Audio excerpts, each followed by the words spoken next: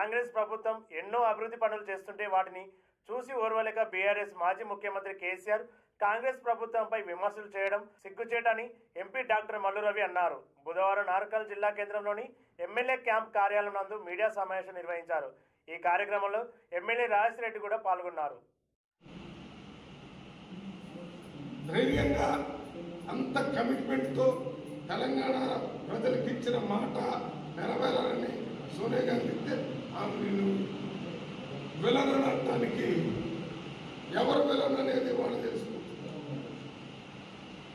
మాయమాటలతో 2 సార్లు రాష్ట్రానికి వచ్చి రాష్ట్రం ప్రజలకు ఇచ్చిన హామీలు చేయకుండా బంగారు తెలంగాణ అని చెప్పి బంగారు కుటుంబం మాత్రమే చేసుకుని పనిచేయటం వల్ల మీరే మీ పార్టీ విలన్, మీరు విలన్. సోనియా గాంధీ గారు ఇచ్చేటప్పుడు మమ్మల్ని అందరినీ పిలిచి చెప్పింది. కాంగ్రెస్ పార్టీ ఎంపీని ఆనాడు నేను ప్రత్యేక ప్రతినిధిగా ఉన్నాను, ఎక్సెప్ట్గా ఉన్నాను. మమ్మల్ని పిలిచి తెలంగాణ రాష్ట్రంలో ఎందుకు ఇవ్వాలంటే చెప్పాము. మా తెలంగాణ రాష్ట్రంలో ఎస్సీలు, ఎస్టీలు, బీసీలు, మైనార్టీలు చాలా ఎక్కువ మంది ఉన్నారు. ఈ ఆంధ్రప్రదేశ్ రాష్ట్రం ఏర్పడిన తర్వాత తెలంగాణ అభివృద్ధి జరగకుండా ఇక్కడ నీళ్లు, నిధులు, నియామకాలు ఇక్కడ కంటే ఎక్కువ ఆంధ్రప్రదేశ్లో ఆంధ్ర ప్రాంతానికి వెళ్ళిపోయి, ఎందుకంటే ఎక్కువ శాతం ముఖ్యమంత్రులు అక్కడి నుంచే వచ్చారు.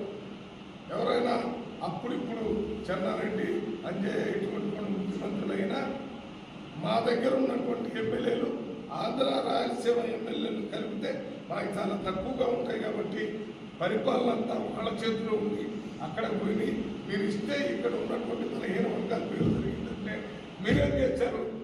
10 సంవత్సరాలు 15 వర్గాలని మీరు నిలువున మోసం చేశారు. ఎందుకు చేశారంటున్నాను, మీరు నిజంగా 15 వర్గాలకు అనుకూలంగా పనిచేసే వాళ్ళు అయితే క్యాస్ట్ సెన్సెస్ తెలంగాణలో మీరు ఎందుకు చేయలేదు? రేవంత్ రెడ్డి గారు క్యాస్ట్ సెన్సెస్ చేసి ఏ కులానికి ఎంతమంది ఉన్నారు, ఎవరికి ఆ కులంలో ఎంతమంది చదువుకున్న ఉన్నారు, ఆ కులంలో ప్రభుత్వ ఉద్యోగాలు ఎన్ని వచ్చినాయి, ఆ కులంలో రాజకీయంగా ఎన్ని పదవులు వచ్చినాయి, ఇవన్నీ కూడా 100 మంది ప్రభుత్వ అధికారులు పెట్టి 50 రోజులు సర్వే చేసి శాస్త్రీయంగా అన్ని లెక్కలు తీసి అసెంబ్లీలో బిల్లు పెట్టి మాట్లాడి యునానిమస్గా 42% బీసీలకు రిజర్వేషన్ ఇవ్వాలని చెప్పినటువంటి ప్రభుత్వం రేవంత్ రెడ్డి కాంగ్రెస్ ప్రభుత్వం. మరి మీరెందుకు చేయలేదు? అక్కడక్కడ కవిత గారు మీ కూతురు ఆమె ఎవరు మహాత్మా జ్యోతిరావు పూలే ఫోటోని అసెంబ్లీ ఆవరణలో పెట్టాలని, లేకపోతే నేను నిరాహారదీక్ష చేస్తానని చెప్పాను. మహాత్మా జ్యోతిరావు పూలే ఫోటోని ట్యాంక్ బండి దగ్గర రేవంత్ రెడ్డి గారు పెట్టారు. పెట్టాలని నిర్ణయం తీసుకున్నారు. మీకు నిజంగా బీసీల మీద ప్రేమ ఉంటే మీరు క్యాన్సల్ సెట్ చేసి వారికి ఉద్యోగాల్లో, వారికి చదువులో, వారికి రాజకీయాల్లో రిజర్వేషన్ కాంగ్రెస్ పార్టీ తీసుకొచ్చినట్టుగా మీరు ఎందుకు ఆలోచించలేదు, ఎందుకు చేయలేదు? అంటే మీరు మాటలు చెప్పటమే. ఇవన్నీ చూస్తే కేసీఆర్, కేటీఆర్, హరీష్ రావు మాటల గారడితో ప్రజల్ని 10 సంవత్సరాలు పరిపాలించారు. మేము 1.5 సంవత్సరాల్లో మాటలు కాకుండా చేతల ద్వారా ప్రజలకు ఏమేం చేశామో ఇప్పుడే మీ ముందు వివరంగా చెప్పడం జరిగింది.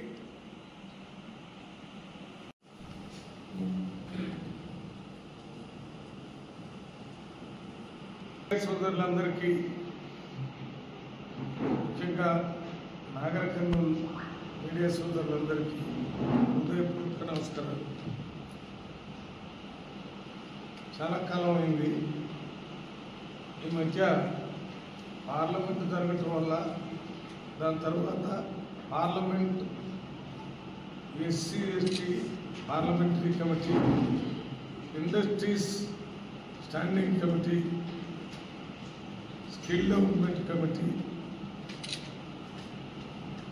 పెట్రోలియం న్యాచురల్ గ్యాస్కు సంబంధించిన కమిటీ ఈ మీటింగ్లు ఉండటం వల్ల పార్లమెంట్ అయిన తర్వాత కూడా నాగర్ కర్నూలు ఎక్కువ తిరిగేటటువంటి అవకాశం దొరకలేదు. కొద్ది అవకాశం దొరికిన నాగర్ కర్నూలు పార్లమెంట్కు సంబంధించి ఏదో ఒక అసెంబ్లీలో పోయేటటువంటి కార్యక్రమం చేస్తున్నాం. ఈరోజు కలవకుర్తి వెళ్ళాను. నాగర్ కర్నూలు మీతో మాట్లాడి వనపర్తికి మన భూభారతి మీద ప్రజల్ని అవేర్నెస్ క్యాంప్ క్రియేట్ చేయడానికి ఉంగిలేటి శ్రీనివాసరెడ్డి గారు వస్తున్నారు. 5 గంటలకు వస్తారు. దానికి అటెండ్ కావడానికి కూడా ఇక్కడి నుంచి వెళ్తాం. ఈ లోపల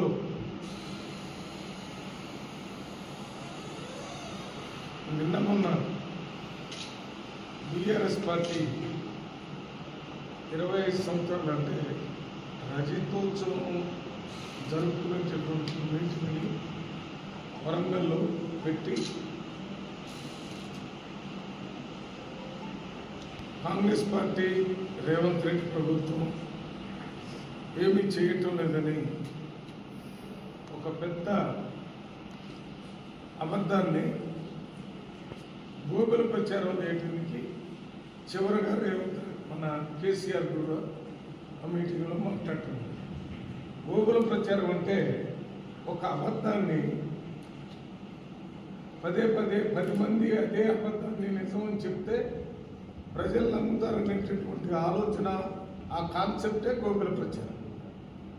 ఈ ప్రభుత్వం ఏర్పడి ఇప్పటి వరకు 1.5 year అయిన సందర్భంలో మొదలైన దగ్గర నుంచి అబద్ధాలు చెప్పడం కేటీఆర్ గారు మొదలుపెట్టాడు. కేటీఆర్ గారు చెప్పినట్టుగానే హరీష్ రావు గారు చెప్తున్నారు. హరీష్ రావు చెప్పినట్టుగానే ఆమె కవిత గారు చెప్తున్నారు. కవిత గారు చెప్పినట్టుగానే ఇంకా కొంతమంది సీనియర్ బీఆర్ఎస్ నాయకులు కూడా చెప్తున్నారు. వాళ్ళందరూ చెప్పింది అబద్ధం తెలిసి ప్రజలందరికీ తెలిసిన అదే అబద్ధాన్ని మాజీ ముఖ్యమంత్రి బీఆర్ఎస్ పార్టీ అధ్యక్షుడు చెప్పటం కోసం వీరంతా రాష్ట్రంలో ఉన్నటువంటి బీఆర్ఎస్కు సంబంధించిన నాయకులతో పాటు ప్రజల్ని గ్రామాల్లో బస్సులు పెట్టి జీబులు పెట్టి డబ్బులు ఇచ్చి భోజనాలు అరేంజ్ చేసి ఇతర సౌకర్యాలన్నీ ఏర్పాటు చేసి ఎండాకాలం పని లేదు, ఏదో ఒక మీటింగ్ పెడితే పోయి వస్తాలనేటువంటి కార్యక్రమంతో రాష్ట్రం నుంచి అక్కడ ప్రజలందరూ పోయి. ఒక మాట చెప్పాలంటే ఈ మీటింగ్ పెట్టడం వల్ల కేసీఆర్ గారు బీఆర్ఎస్ పార్టీ కాంగ్రెస్ పార్టీకి మేలు చేసిందని నేను భావిస్తున్నాను. ఈ మీటింగ్ పెట్టిన సందర్భంగా కేసీఆర్ గారు అనేక సార్లు రైతులకు 2 లక్షల రూపాయలు ఇవ్వలేదు, రైతు భరోసా ఇవ్వలేదు, నిజమేనా అంటే ప్రజలు ఎవరు సమాధానం చెప్పలేదు. ఈ ప్రభుత్వం అధికారంలోకి వచ్చి ఏమి పనులు చేయటం లేదంటే ఎవరు రెస్పాన్సిబుల్